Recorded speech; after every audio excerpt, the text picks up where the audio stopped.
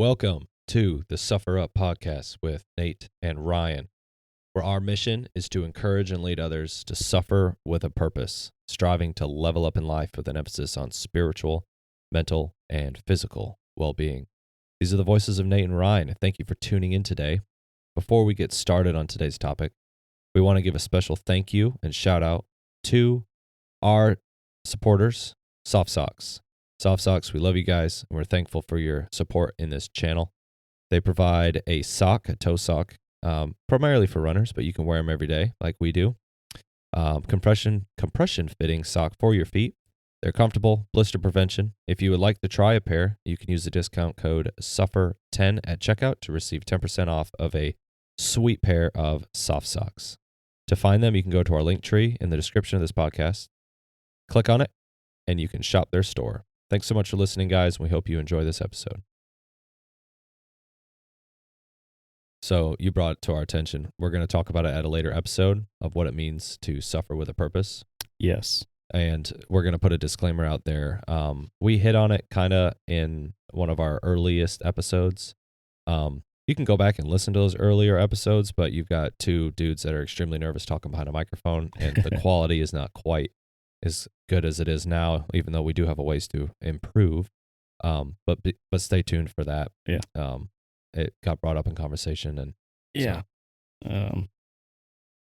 Yeah, I mean our mission statement says it somewhat, but to really suffer with a purpose, we'll dive into that specific topic and where we got that concept from. Yeah. In a episode soon to be. So we're just going to put a plug out there, so you guys stay tuned for that one.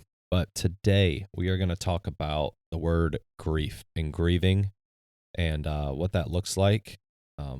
If you haven't been through a season of grieving, it's coming because this life is tough, and you're going to be faced with challenges, whether your immediate family or distant family. So we're going to kind of talk about what that means for us and kind of ways that we process those things. And hopefully, if you are in a season of this, you can feel encouraged. And if you haven't yet, you will eventually. So you can tuck this away in your Rolodex of your brain and save it. So this isn't going to be like a scientific breakdown of the stages of grief or anything like that. Mm-hmm. We're just discussing the topic of grief and maybe a little talk on trauma as well. Yep.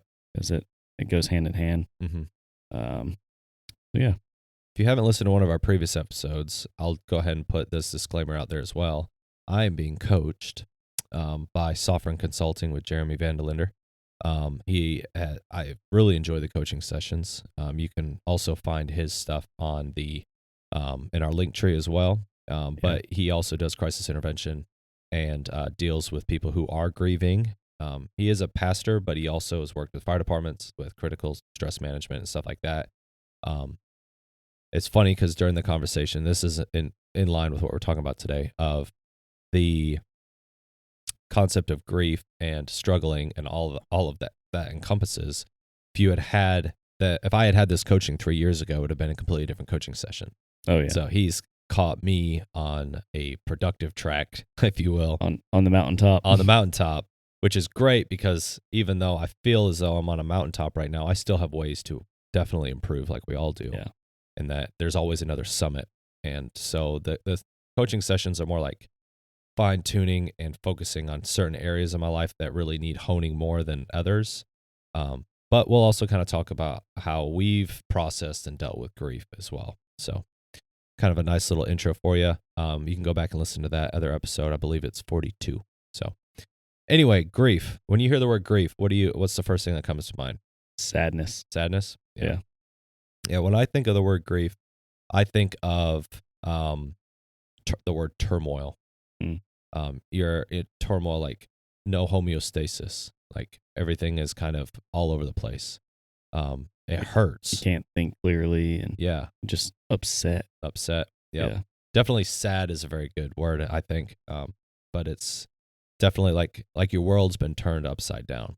And I think when things are going well, things are clicking, things are going the way that they should, and then you're hit with this, it's it's kind of a shock at first. Mm-hmm. So when I'm hit with something, it's an immediate like processing time. Like, okay, where am I at? Where is this going to take me? And I immediately go to like down the road instead of right now. Because I think as men, we are fixers.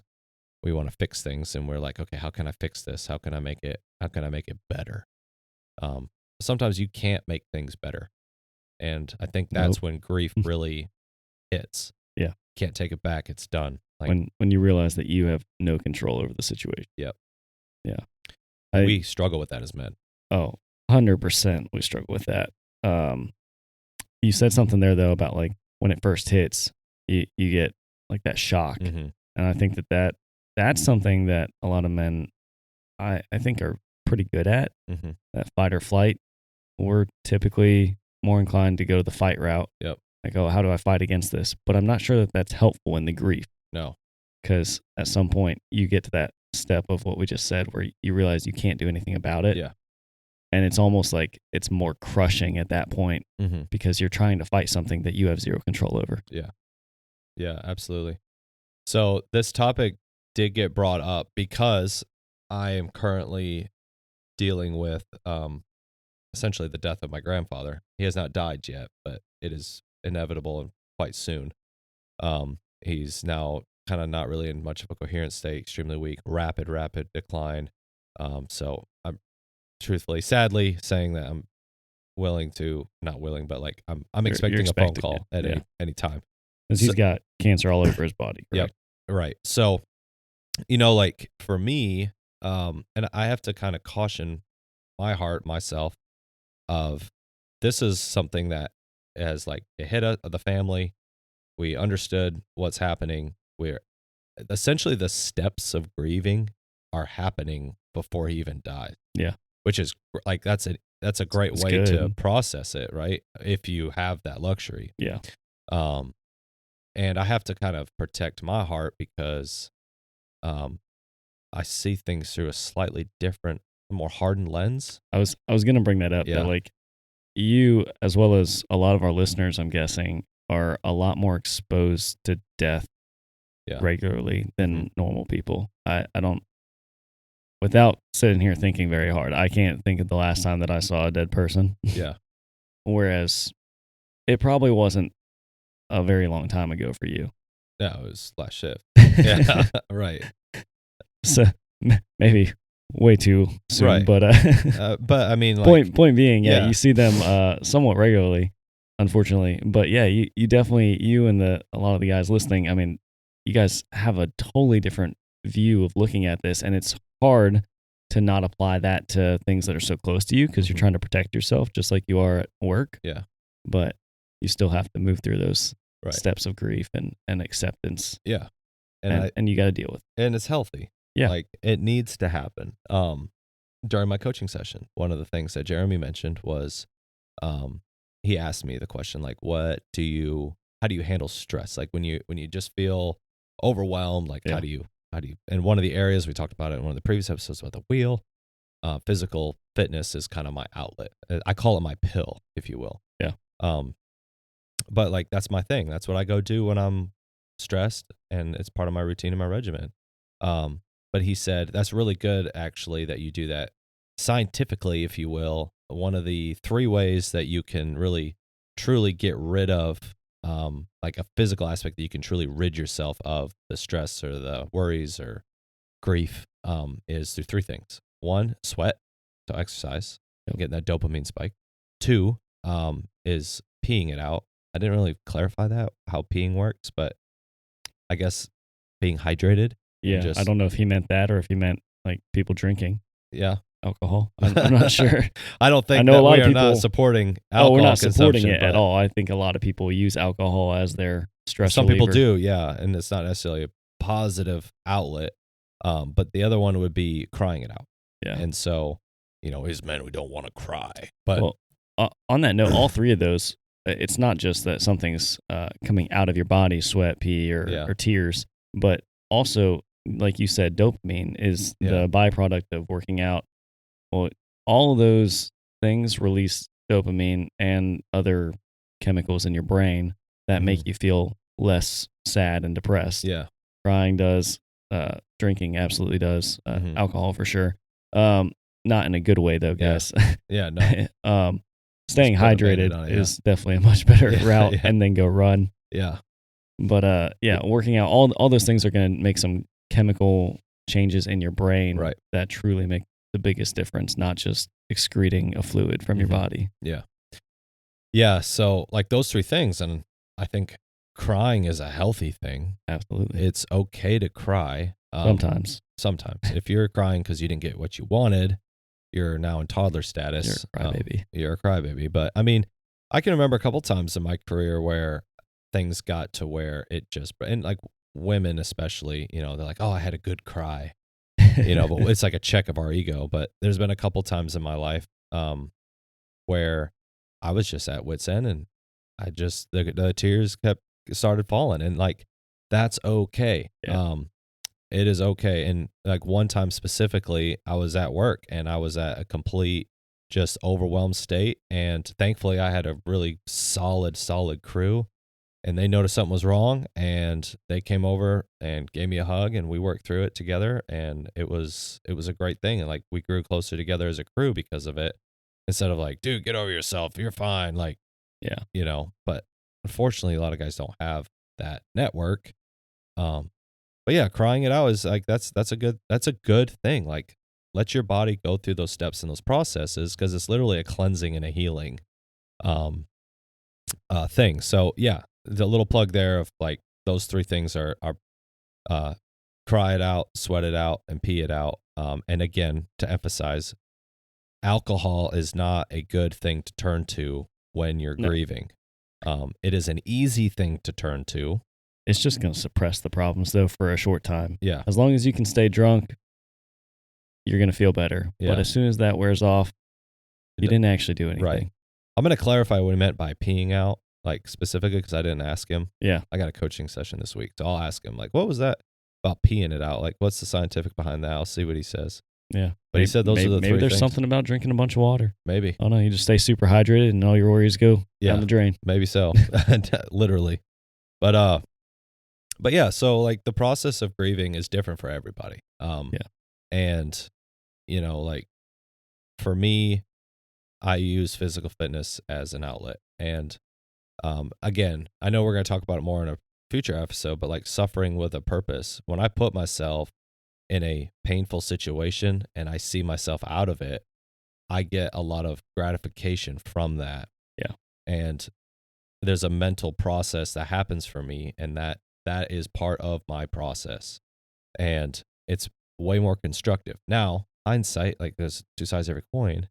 If you are one of the guys that goes out and just, I'm going to go destroy my body just so you, okay, cool. There's like, an extreme for everything. There's an extreme for everything. And like, good on you for getting out there and getting a good workout in. But are you doing it with a purpose in mind? Like every race we do, every physical things that we decide to do, I come out with a lesson. If you do those things and you're not coming out a better person on the other side, like what's your MO behind these things? I get a lot of mental clarity from exercise. Yeah. And a lot of times you don't even realize it at the beginning or in the moment sometimes, but like towards the end of a run or something, I'll kind of reflect on the past hour or however long I've been running, and be like, man, I have allowed my mind to drift in positive directions and look at what I've accomplished during this time. And you just kind of reflect back on what you've achieved in that amount of time and what you've thought about during that amount of time. Maybe you sorted out some of those hard thoughts in your mind and you dealt with some of that sadness and just kind of came to terms with it. But I always find clarity in my exercise. Yeah. Every time. Yeah. And I always come, like Lauren will look at me and say, Nate, you need to go for a run. Just go put your shoes on and go run. Yeah. Yep. Okay, cool. I'll go run or lift. Lifting is great. I really enjoy lifting because there's something about pushing or pulling the weight away, fighting against gravity and pushing it away from your body. There's something special about that. But can you think of a time where grief has set in on your life, and how did you handle it? Yeah. I think I was 16 or 17 when my grandfather died. He also had cancer, Excuse me. and yeah, it was tough. I mean, I was at like a rough time in my life where I was a young teenager and trying to find my way. I don't really remember exactly what I did to handle it. I mean, I definitely cried. Yeah. Definitely cried it out. I remember very vividly standing in my grandparents' laundry room.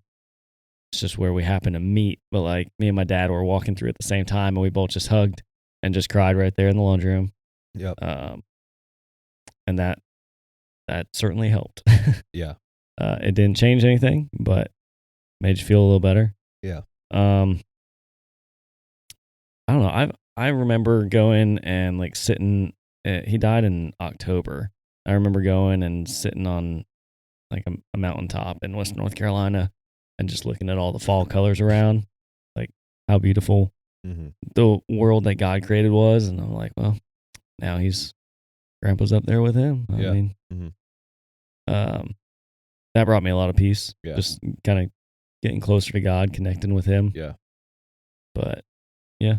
That's good. Can't think of anything else specifically. I mean, I was in sports at the time, so I'm sure I was sweating it out somehow also. Let's see, that was fall, so I would have probably been doing cross country at that time. Yeah.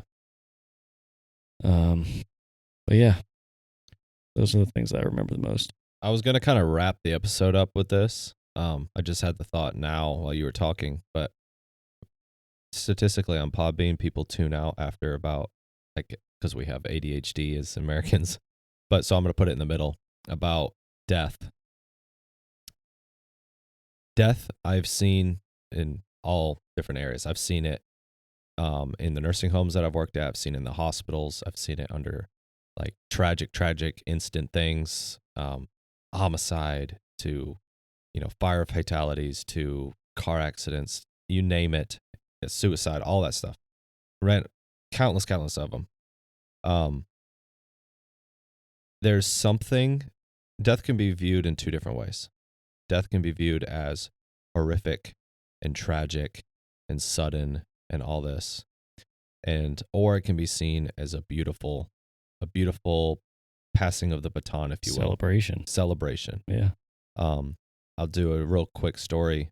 I remember a elderly lady that I took care of in the nursing home when I was in high school. This was also a contributing factor to Nate. At the age of, I guess, 16, I was doing a work release program in a nursing home and doing a lot of hospice people. So like I was surrounded by it extremely young, and being able to process death at the age of like 16 years old, which isn't necessarily like, it's part of my story, whatever. Yeah. But I remember this healthy weight on that. Yeah. So I remember this little elderly lady, and she was always the happiest lady. She always would come through with her walker. She would always she had a little walker with candy, and she'd always give out candy, and just a very sweet old elderly lady. And her family never really came and saw her, but she always had this joy about her, like just always so happy. Well, when it was her time to go, I came in for my shift, and they said, I don't remember her name, unfortunately, but they're like, oh, we'll call her Miss Doris. That's not her name, but we'll just say her name's Doris. Oh, Doris is passing. Like, she's going to go soon. And I'm like, oh, man, Doris, we love Doris. So I went and saw her and stopped into her room, and she was laying in her like handmade quilt, and she was still kind of with it. And I talked to her, and she's like, well, I'm dying. They say I'm dying. I guess it's my time. And I was like, oh, I'm really sorry to hear that. She's like, why? It's okay. It's my turn. Everybody has to do it. And now I don't have to be in pain anymore, and I get to go see Jesus.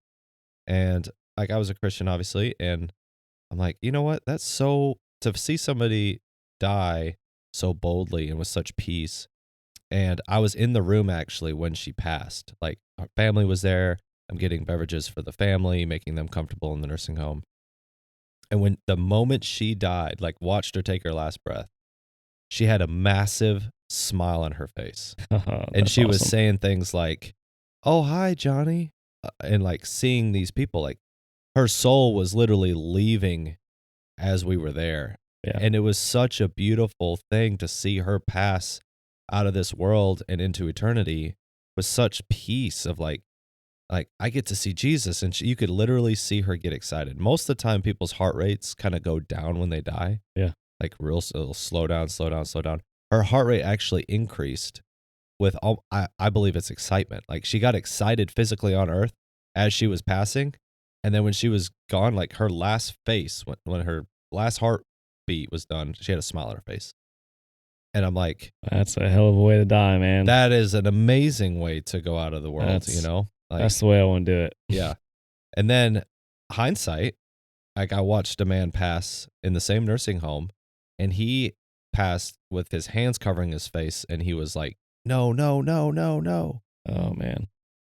Like there was a sense of regret there when he passed. You know, nobody really knows like what you start to see when you die, but Satan just won that soul, and that's sad because he never accepted the truth. So like opposite, two different sides there. Having been near those end of life, where like physically witnessing people die, yeah, and when you witness it, that's why I say it can be healthy and it can be not so healthy, but like it can be beautiful or it can be ugly, and the gravity of death and what it is, and eternity and the weight of that really becomes more real once you live it. You know what I'm saying? Or see it firsthand. Not like I haven't died yet. You live it, you die it, I guess. Yeah. Yeah. Well, when I die, I'll do a podcast and I'll let you know. I'll do a little seance and try and bring you back to talk. Exactly. No, I'm kidding. We'll hook up some brain wires. By then, maybe they'll have some brain wires where they can like capture. Garbage.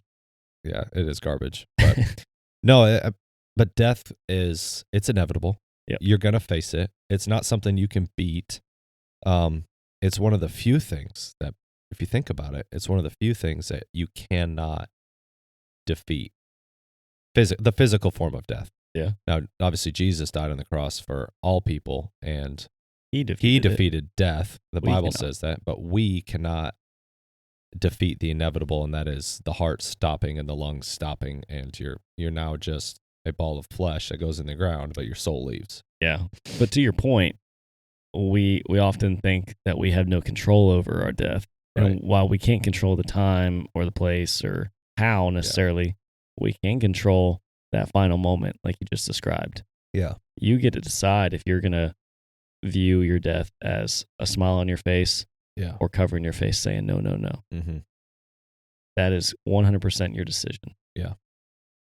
So I would recommend everybody gets right with the Lord Yeah. before their time comes. Yeah, make your amends for sure. And you have a plan in place Mhm. as to say, I'm going to go out this way. Yeah. I don't know how, when, or where. Yeah. But I'm going to do it with a smile on my face. Yeah. And I don't like, you have the real hardcore preachers like, you're destined for hell on all this, like, although they are true, but this is set out of love in that we're choose Jesus.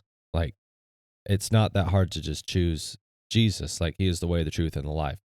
No one cometh unto the Father but by Jesus. Like, your way to God is through Jesus. Like, he paid that price. And so we don't choose Jesus because we fear hell. Right. We choose Jesus because of who he is and what he's done for us. Right.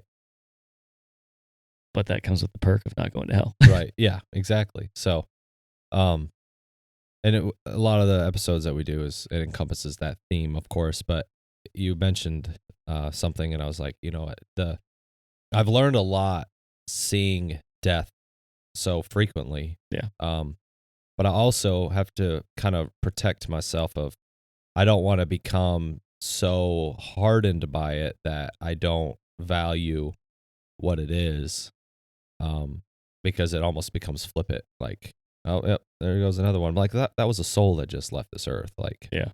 You know what I mean? And the opportunities that I've missed to share God's word in the back of the ambulance or whatever. Well, not only does it, or could it become flippant for you, Mhm. but it gravely affects the people around you. Yeah. If you and your wife both witnessed a car accident and somebody died, and you were just like, oh, got another one, or, Mhm. well, she didn't make it. Yep. And your wife's over there in shock, bawling her eyes out because Mhm. she just witnessed this. And like, you're of no help to her. Right. I'm using this as an I example. understand. Like you would be of no help to her. You got to be able to feel the pain also, show it like, hey, that is sad, and go through that process with the people around you. Because as the man, you are still in charge of leading your family and the people around you. So you've got to be able to productively work through grief yourself and help those around you do it at the same time. Yeah. If you just be hard as stone, whatever, then you're not helping yourself and you're not helping others. No. Everybody's going to think that they're weird because, I should just be okay with death like that guy. Or they're going to think that you're a psychopath because you're okay with that. Yeah, that's true. Neither one of those is great. Right. Should never be taken lightly, I guess I should say. Yeah. And good way of putting it. It's, it's one thing that we just got to kind of guard ourselves as people that are around it all the time. But like more on the topic of grieving, like I pray that my immediate, like my household, that when that time comes, it can be a joyful time as much as it is. You're going to mourn the loss that they're not there anymore, but there's such beautiful hope in the grief for those who know Jesus. Yeah. I cannot imagine going through grief and not having Jesus. Not having that hope. Yeah, not having that hope. Like, yeah. I feel so badly for people that don't understand it. And that's part of the reason why the Suffer Up podcast exists. Like, suffering with a purpose. Again, we're going to open it up even more, but like, suffer with a purpose. And that purpose is Jesus. Like, what is your purpose? Our purpose is Jesus. Like, we are here to honor the kingdom of God through our actions, physically, mentally, and spiritually, and to uphold those values and truths, and to encourage and lead others along the way to help them through whatever it is that they're going through. That would be like really short snippet of what it means. But like, it's okay to grieve, but if you come and ask us for help through a grieving time, which we hope you feel trustworthy enough to allow us to be blessed in that way, but expect to hear Jesus, because that's what we're going to point you to. Yeah. And I'll say some other stuff, but if we don't say Jesus, slap us, because that's really the only way. Exactly. Also, funerals. I've been to a multitude of funerals, and funerals can go one of two ways. It's either joyful celebration of life. It's either a party. And I went to one. It was I can't say it on the air. I wanted to tell that story, but I can't. Anyway, funerals are either a party or they're not a party, and they're either a celebration or a loss. But I've also been to a couple where it's almost awkward, because whoever's leading the funeral says, almost with like while gritting his teeth, knowing that they're not in eternity, and trying to somehow find hope for the family. And like, we can flippantly say like, oh, they're with Jesus now. Oh, they're with Jesus now. Like, well, no, the Bible clearly says that there is also hell. So, there's a chance that they're not in heaven with Jesus right now. Yep. And so that's a sad, sad truth. But again, so I'm given like 3 different types of funerals. But the other one is, although they didn't live their life for Jesus, this is the truth. So if one life was lost and their soul is, but the person conducting the funeral uses it as an opportunity to advance and share the gospel. Like, this is the truth. I've been a part of a couple of those before, and I'm like, that's amazing. And one tragedy can be used to save many more lives. Right. Yeah.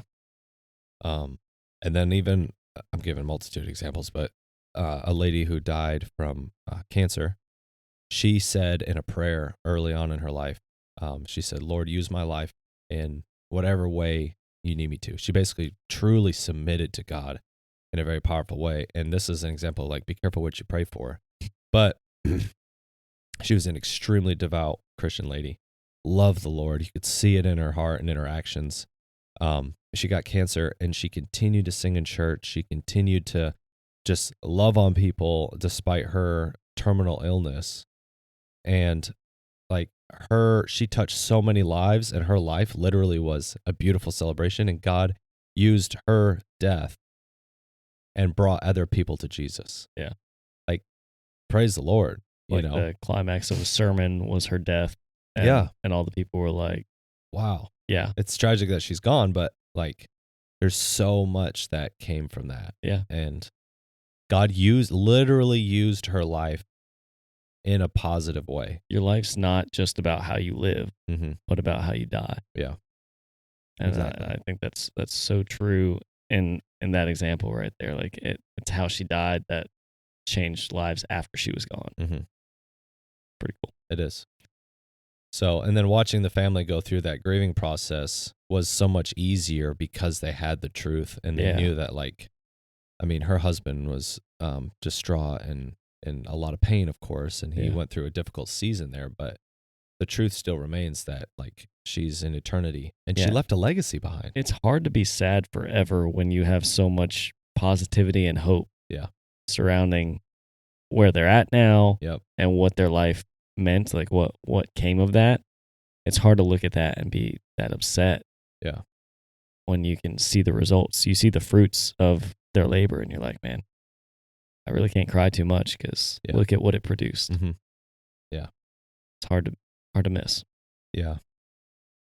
And at the beginning of this episode, we kind of mentioned, we said, we're not going to give you like the 7-step process to grieving, but the takeaways that we would like to leave you with is grieving is hard. It's not easy, regardless of the hope or truth. Like, it's not easy. You can sometimes question God. You can sometimes question, but like, just know that all things work together for good for those who know and love the Lord. That's in Scripture. And so all these things work together for Him. If you don't have the truth of Jesus in your life, reach out to somebody, and figure out what that is. And if you listen to enough of our episodes, you'll clearly hear the gospel multiple times. But you can process these things in a positive way or a negative way. Don't turn to the things of this world, but turn to Him. And that's really the direction of this. To bring it full circle, I picked this topic today because it's kind of, my family's kind of going through it right now with my grandfather passing. I had a chance to witness to him a couple times while I was there. He does not know the Lord, and that's hard. He has said that he has made a deal with God. I'm sorry, but God makes the deals, not us. And, that's tough. But I know that I shared the gospel with him clearly. Other people have. And unfortunately, he's choosing not to accept. And it's tough to say, but, I have peace knowing that he heard the gospel and he understands what it is, and it's up to him. It's not up to me. It's up to God. And so, going through it, the positive outlets here are move your bodies and do those things, because they are a great outlet for me. It really helped me through a lot of dark seasons. Communicating with other people and sharing vocally what's going on in your heart and in your mind. And I find a lot of encouragement when somebody else is grieving or having a tough time with something. Help them through that, because when you help somebody else through that, whether that's just holding a hand, giving a hug, writing a note, sending flowers, whatever it is that you feel that you need to do those things, because it's also going to help you through those things. And just spend time in prayer and in God's word, and the lessons will be learned through that life. Yeah. I wanted to ask you a question as we close out here. Do you have any tips or recommendations that you would give to other firefighters or first responders who do see death regularly on how to prevent that hardening of your heart? Like, you come up on scene and some of the other guys might be hardened about it already, and like, there's another one. Like, is there something that you do right away that, like, you say a prayer for that person, and that just kind of brings back that concept that you mentioned earlier, that, hey, another soul just left the earth? Yeah. So it's kind of a two-sided answer. All right. One, there's a stigma in the profession of just suck it up, buttercup. Like, and to a degree, you kind of have to. So it's okay to compartmentalize that. But as far as like processing death, that it's okay to have a little bit of numbness to it. That's okay. But for me, what I do, I didn't do this before. I kind of adopted this over the last 4 or 5 years or so. Is I take a moment and I just reflect on the fact that I remind myself that was a life lost. The life is no longer here, and that is not just a car or an inanimate object, and that they are a person. They had a family. They might have had kids. They might have had whatever. I remind myself of that, but I also don't consume myself with who that person is. I've seen people before get to where they're like looking up where they worked and how many kids did they have. No. Yeah. No. Don't entertain the social aspect of who they are. And that's where I say, like, it's okay to be slightly hardened. Yeah. You're gonna, the news and stuff like that, you hear it on the news, were you on that wreck that killed whoever or whatever? Yeah. And I'm like, yeah, I was. Oh man, my so-and-so knew him, and like, no, I'm good. I don't need to know that. Yeah. I had a job to do. I did my job to the best of my abilities, and I did everything that I could, but death is inevitable. So remind myself of that, but also to protect myself so that I don't get so hardened. I just take a moment and reflect of like, okay, this was a person. You humanize them. I'm humanize them. Yeah. They're not just a car that is now. You humanize them, but you don't try and build some kind of like relationship with them. Somebody who's already dead. Said. Yeah. Right. You're trying to connect with them on a deeper level and figure out who they were, what they liked, and how much family they had, whatnot. Yeah. That's a really good recommendation. There's a middle ground there. There's that a lot of people. It seems like it'd be easy to go one way or the other. Mm-hmm. It seems like that rabbit hole would not be hard to go down of like, oh, who was this person? She was only 18, blah, blah. Right. And I mean, that concept clicked with me on an accident that happened. A guy was on a motorcycle and got ran over. When we got there, we had to lift the car off of him, pull him out, and his helmet was kind of crushed, and he was taking his last breaths type deal. Anyway, he ended up passing on scene despite our efforts, and we didn't have any identity on, like, or ID or anything. We didn't know who he was. So I was tasked with going through his backpack. So I went through his backpack to try to figure out who he was so that we could get all the appropriate people notified. And the first thing I grabbed out of his bag was a cell phone. And when I looked at the cell phone, it was some text messages from his wife, and there was pictures. I couldn't see the pictures, but the captions under it were like, we love you so much. We can't wait to see you when you get home thanks for working so hard for us. And then his kids' names were there of like, so-and-so misses you. And we can't wait to see you when you get home. And I'm like, dang, this isn't just a car that's broke down. Like, this is a human life. Yeah. And there's a wife and kids at home that will not get to, and then shortly thereafter, we set his backpack kind of next to where he was laying, and his phone starts ringing. And somebody decided to not pick up the phone, but like physically pick it up. Yeah. And looked, and it was his wife calling. And it's like that. Now I've crossed that threshold of like humanizing who this person is. Mm-hmm. Like I've notified family countless times of like, I'm sorry, but your loved one has passed. And then the immediate, like we said, shock and grief phase hits. Yeah. And that's never easy. But it's also, by uttering that, you're also bringing closure of like, this person's dead. There's nothing we can do past what our efforts were on scene for our profession and our line of work, but separating a little bit to where it's like, I have a job to do. This is my job. But then in turn, this is the hope that's in the truth that I'm trying to say in all this is you appreciate life so much more, and you realize how fragile life is. And how quickly it can be taken. How quickly it can go from your wife sending you pictures of your kids saying they miss you to somebody being gone. Yeah. Yeah. Well, if you guys listening were like me during that, thinking, that sounds like a miserable job, I could never do that. Next time you see a firefighter or a police officer, thank them, because that does not sound like an easy job. I would not want to do that on a regular basis. Notifying family does not sound like something that I ever want to do. Yeah. Mm-hmm. So thank you for what you do, man. Oh, no. See, And people say like, thank you for your service. Thank you for all this. Like, I don't say these stories to like seek any sort of recognition. I just want to say that, but No. I just feel the need to say it because we hear it all the time. But I genuinely will say the response of, you're worth it. Yeah. I've started to adopt saying that, like, you're worth it. Because why am I doing this job? It's because people's lives matter. Like, all the firefighting and all that stuff, all the fire service is for people. Yeah. Like, the main MO, save lives and protect property. That's what we're here for. Well, And for so- every body that you've encountered, Mm-hmm.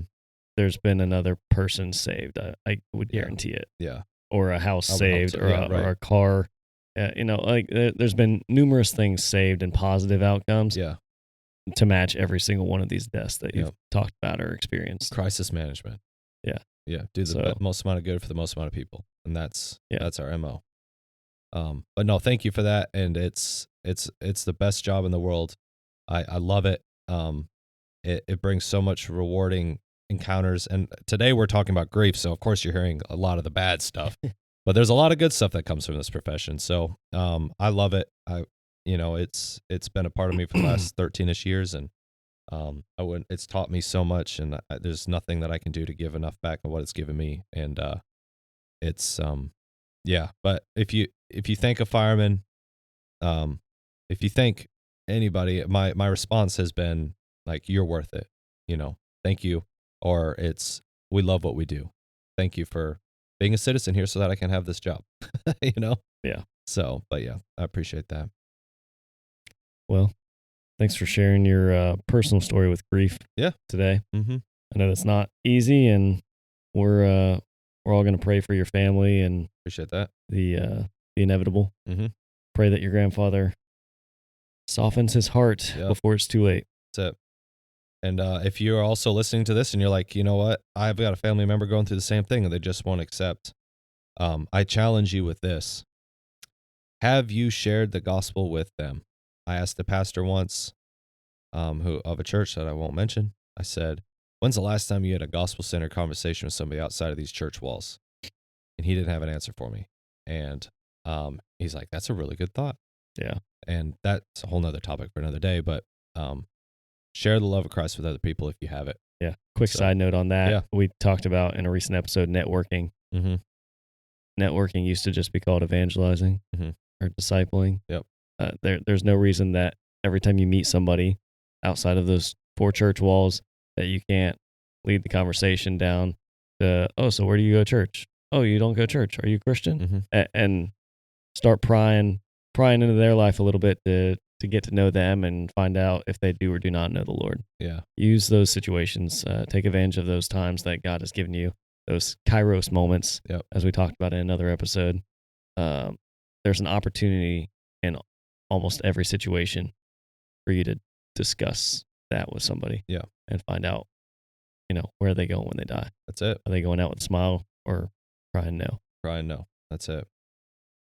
So, we love you guys. Thanks so much for tuning in to this episode of the Suffer Up Podcast. Click on the link tree in our bio for all the happenings, as well as any stickers or merchandise you'd like to purchase to support this channel. We're going to keep it as free and advertise free as possible. We love you guys, and as always, Suffer up.